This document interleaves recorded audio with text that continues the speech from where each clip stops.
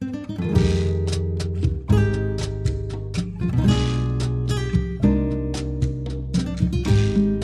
දවසක් ඔයාලා හැමෝටම. ඉතින් මම අද ගොඩක් වැදගත් වීඩියෝ එකක් අරගෙන ආවේ. ගොඩක් ඩයට් කරන කට්ටියට මේක වැදගත් වෙයි කියලා මම හිතනවා. ඉතින් ඩයට් ජර්නල් එකක් හදාගන්න විදිහ තමයි මම අරගෙන ආවේ. ඉතින් මේ ජර්නල් එක පාවිච්චි කරන එකෙන් වෙන්නේ අපිට මේ ඩයට් එක දිගටම කරගෙන යන්න පුළුවන් විදිහට මොටිවේෂන් එකක් ලැබෙන එක.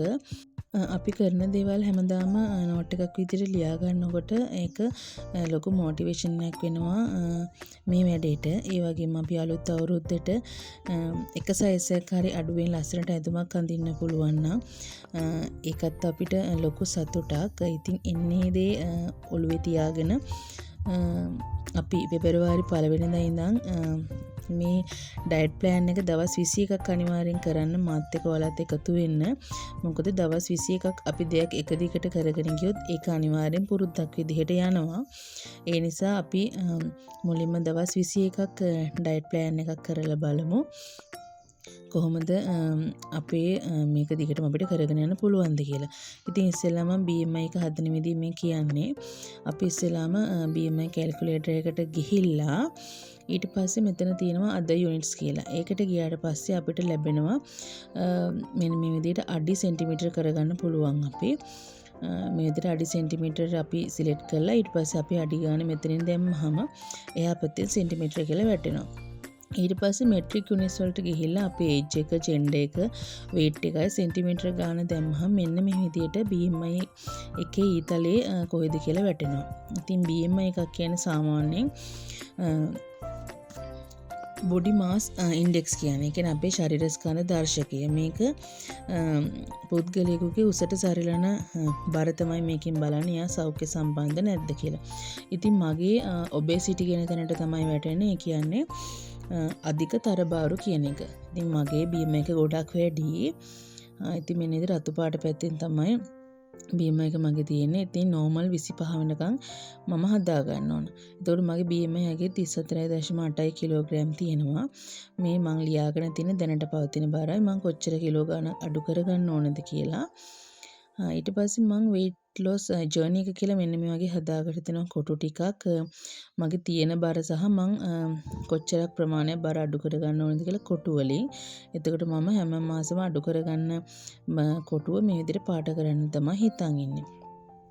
ඉතින් මම ඉස්සෙල්ලාම පෙබරවාරි මාසෙන් තමයි මේ පොත පටන් ගන්නෙ. ඉතින් මගේ පළවෙනිදා බරයි 28 වෙනිදා බරයි කොහොමද කියලා මෙතන මම දාගන්නවා අන්තිමට. ඊට පස්සේ වර්කවුට් ප්ලෑන් එක මේ වගේ සතිය දවස් 4 මම දාගෙන තියෙනවා. මොන වගේ වර්කවුට් එකක්ද මම මේ දවස්වල කරන්න කියලා මම මේක නෝට් ඩවුන් කරගන්නවා.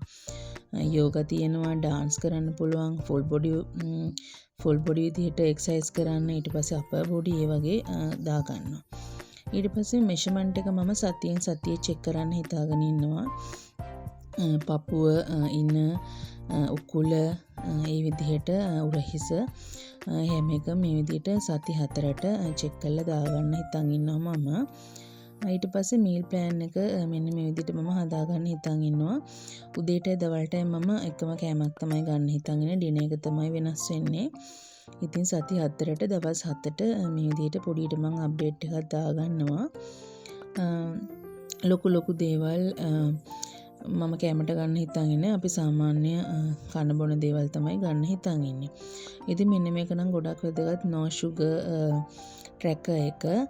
ඉතින් මම sugar ගන්න නැති දවසට මේක කතරයක් ගහලා ඒ විදිහට තමයි පාට කරගන්න හිතන් ඉන්නේ. sugar ගන්න නැති දවසට මම මේ දිනේ කතරකින් මාක් කරගන්නවා. ඊට පස්සේ මට බලා ගන්න පුළුවන් මම කොහොමද sugar පාවිච්චි කරේ කියලා. මේක workout tracker එක. මම workout කරපු දවසක් නම් කොළ පාටින් පාට කරන්න හිතන් ඉන්නවා. රෙස් කරපු දවසක් නම් තැඹිලි පාටින් පාට කරනවා. ඒ විදිහට තමයි මේක tracker එක මම හදන් තියෙන්නේ. ඊට පස්සේ sleep tracker එකක් තියෙනවා. මේකේ මම නිදින පැය ගාන පාට කරන්න තමයි හිතාගෙන ඉන්නේ. ඊට පස්සේ water tracker එකත් ඔයාලට මේකටම ඇඩ් කරගන්න පුළුවන්. මම ඒක මගේ ජර්නල් එකේ දාගත්ත නිසා මම ඒක මේකට ඇඩ් කරේ නැහැ. ඔයාලට ඒක දාගන්නත් පුළුවන්. ඉතින් මේ විදිහට තමයි මම පොඩිවට මගේ channel එක හදාගත්තේ. ඒ වගේම සාමාන්‍ය කැම බීම ජාති තමයි මං ගන්න හිතන් ඉන්නේ. ලොකු මුදලින් වැඩි කෑම බීම ගන්න අයිඩියා කරන්නේ නැහැ. ඉතින් ඔයාලත් මගේ ඩයට් ප්ලෑන් එකට මාත් එක්ක එකතු වෙනවා නම් යටින් කමෙන්ට් එකක් දාන්න. අපි එහෙනම් පෙබරවාරි 1 වෙනිදා ඉඳන් මේ ඩයට් එක පටන් ගමු. ඉතින් ඔයාලත් මාත් එක්ක එකතු වෙන්න මට මැසේජ් එකක් දාන්න.